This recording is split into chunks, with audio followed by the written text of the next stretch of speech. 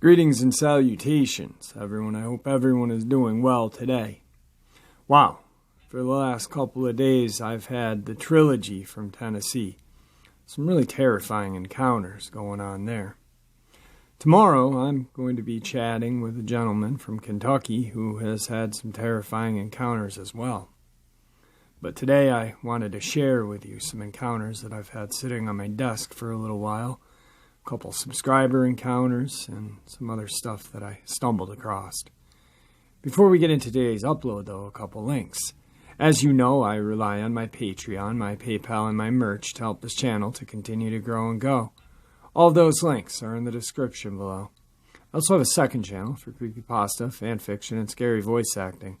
Stories that, they just don't fit on this channel. Now, if that's anything that you're into, follow that link and give those stories a listen. You may just like what you hear.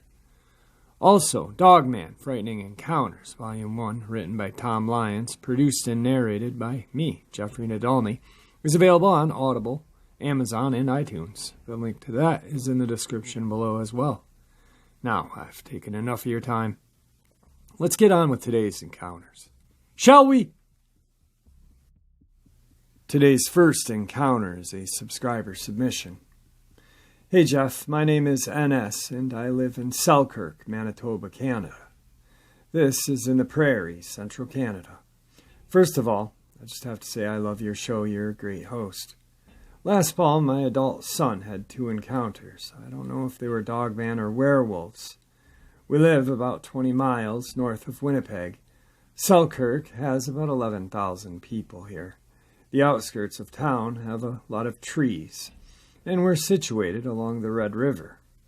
One night, I believe it was August of 2019, my son was walking home from work, where he was working at the time.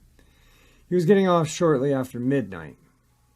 It's only about 5 or 10 minute walk. He'd walk up the next street from where we live, and that would take him directly to work. He came home after his shift, shaking and upset. He said something was following him, but keeping behind the house as he walked. It was tall, walking upright and strange-looking. It gave him the creeps. My son's father is a native Canadian, and my son said he felt like it was somehow connected to the Aboriginal culture. We have a large indigenous population here. About 2 months later, he again got off shortly after midnight and was going to meet his girlfriend, who lives on the other side of town, about 2.5 miles away. That part of town is much quieter. He met up with her for a little while. They had a few drinks and was walking home around 2 in the morning. He called me, kind of laughing. He said, "Mom, I must be drunk." I thought that was strange because I can always tell when he's had too many. He doesn't drink often. He sounded perfectly fine. I asked him why he thought that, and he told me, well, I just passed a werewolf walking in the opposite side of the street from me. That's when I started doing research. I've never heard of a dogman or thought werewolves could be real. Since it was dark, he didn't know if it had a tail or not. He said it was at least 7 to 8 feet tall. Didn't pay any attention to him. It just kept walking. Could you possibly find out from your contacts how many dogman or werewolves are living in my area? I'd really like to know. I would very much appreciate any information you could give me. Thank you for what you do. Keep it up. I hope you are well. Wishing you all the best. NS. Well, NS, I can tell you, unfortunately, Victor does not have any information about any well, no, actually, he may be able to see if there's any tagged creatures up that way. I will ask him when I talk to him on Friday. Unfortunately, there is no way of knowing how many wild ones are out there. I would like to, sometime if possible, talk to your son. Possibly have him come on and share these encounters in his own words, if that's possible. Thank you for sharing this with us. I appreciate it. Today's second encounter. Something that crosses my mind every once in a while is a weird experience I had as a child. Must have been 8, maybe 11, when I was talking to a friend in our apartment complex in broad daylight. We saw a huge animal that resembled a wolf, but much, much bigger, in Tacoma, Washington. Year, I'd say maybe between 2009 and possibly 2011.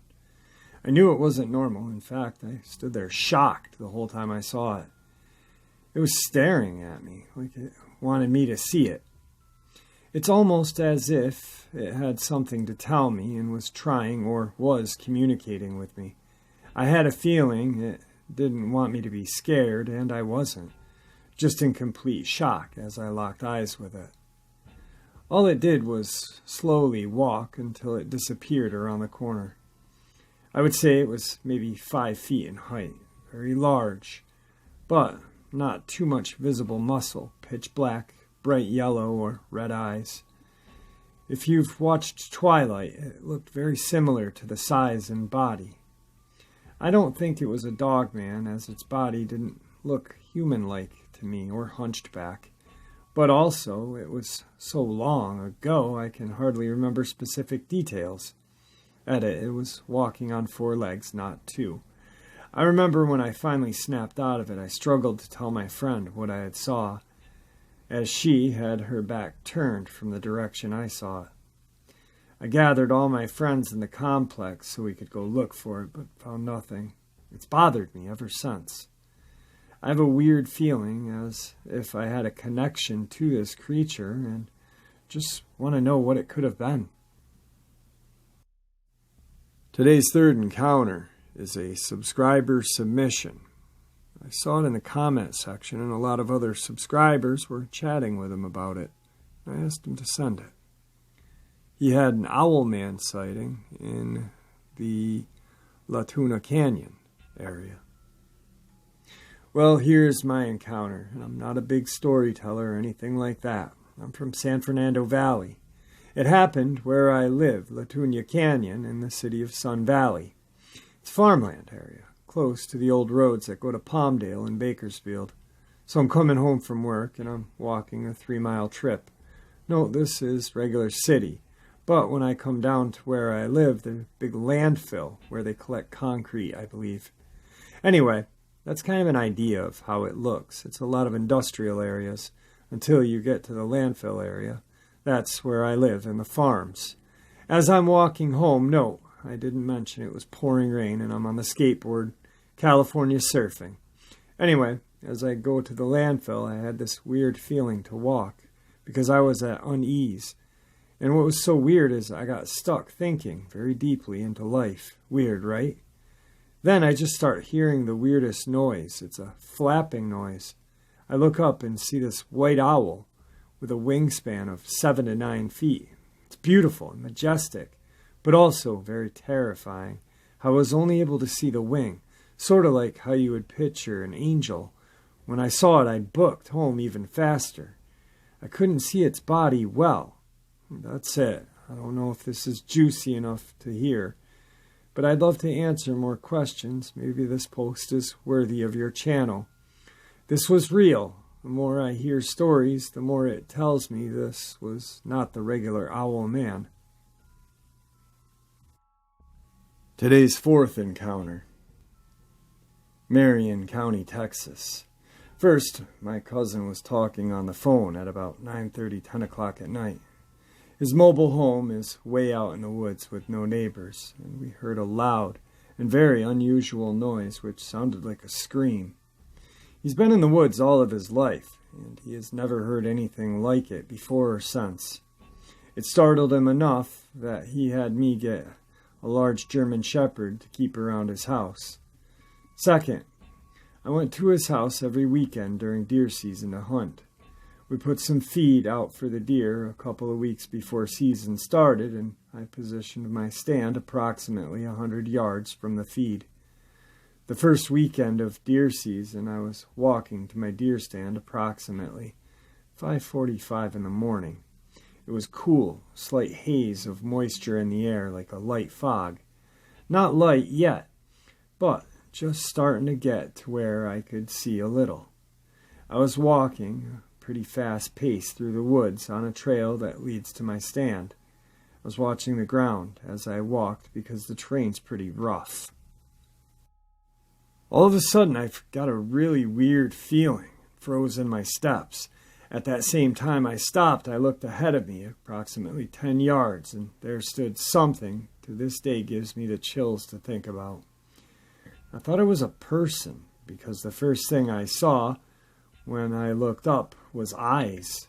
It stood off the edge of the trail and seemed to be leaning out slightly from behind the edge of some trees and brush.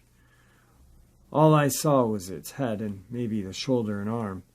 But the thing that stands out the most was it was much taller and larger than I am. I stand 6 feet and weigh 190 pounds.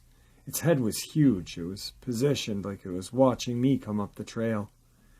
At the exact moment I looked up and our eyes met, and there was no doubt whatsoever that we made direct eye contact, and then it was gone. For a split second, I thought, what the heck was that? Did I really see that? And for something that seemed to be so big, it made very little noise leaving. I did hear rustling of branches and leaves as it left, but not much. I drew my weapon up in the ready position and then backed out of there as quickly as possible without running, because it was still not light enough yet, and I was afraid that whatever it was circling me. So I kept turning this way and that way, watching all sides as well as I could. I never heard another sound except my pounding in my chest.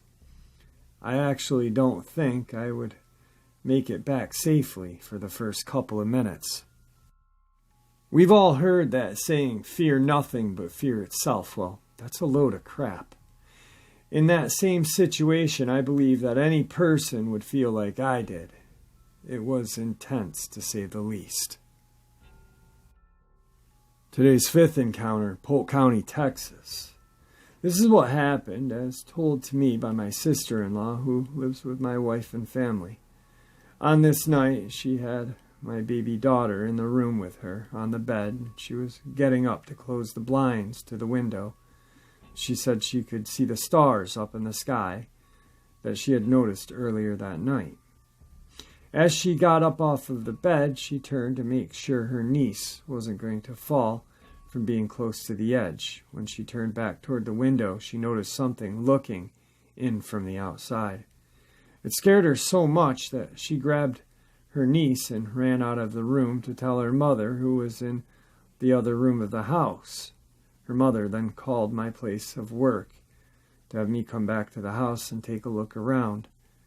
As I first arrived, I noticed that there was some kind of bad odor in the area, but as I kept looking around along with my coworker, who gave me a ride back, and my mother-in-law on the east side of the house where there were no lights, we all heard something stepping on twigs, branches laying on the ground, for the snapping and breaking noise that it makes. As I attempted to walk toward the noise, whatever was there seemed to move further back into the woods, out of reach of my flashlight. After looking around, we went to ask my sister-in-law if she could say who or what she saw in the window. All she could say is this: big, black, hairy, and something about its eyes. She's really talkative all of the time, but after that happened, she looked like she was in shock. Her face was pale and her eyes seemed to like she was lost. Right after this happened, she told her mother, who was in the hallway of her room, who then called me to be en route back to the house, where I'd just started my shift at work. In about 4 to 5 minutes, my coworker and myself arrived at the house to find my mother-in-law on the front porch waiting for us. As we got out of the vehicle to take a look around towards the back of the house, all three of us heard noises in the woods on the east side, just out of reach. The noise we heard sounded as if something was moving further into the woods, like something was stepping on branches, and you could hear the popping and snapping. Today's sixth encounter, Polk County, Texas. Something's really going on there. In March 2005 at approximately 4:30, as reported by an individual called to the scene as part of an emergency response team, an individual was involved in a single-car accident on the highway through Big Thicket National Preserve, Big Sandy Creek unit. Upon arriving at the scene, the response team found the individual still in the car. The car apparently rolled and ended up in the woods off the highway. The individual reportedly gained consciousness when the team arrived, and then began to tell them what had happened. The individual remembered seeing a dark, upright figure with long hair standing in the middle of the road. The height of the figure could have been anywhere between 5 to 8 feet, and certainly bigger than a child. The individual remembered that the figure was facing the car and standing erect. The individual honked its horn at the figure, but it didn't budge. He then swerved to miss the figure and came as close to 20 feet before veering off of the highway and rolling his car. That's the last thing he remembers before crashing. Alright guys, this is just a quick upload. I'm going to be doing an interview shortly with another subscriber who is going to share their mother's encounter that she had in the state of Wisconsin, possibly close to Bray Road. Anyway, I hope you enjoyed today's upload. Well, beginning part of the upload, because there will be another one in a little bit. So, thanks for all your support, and I'll be talking to you rather soon.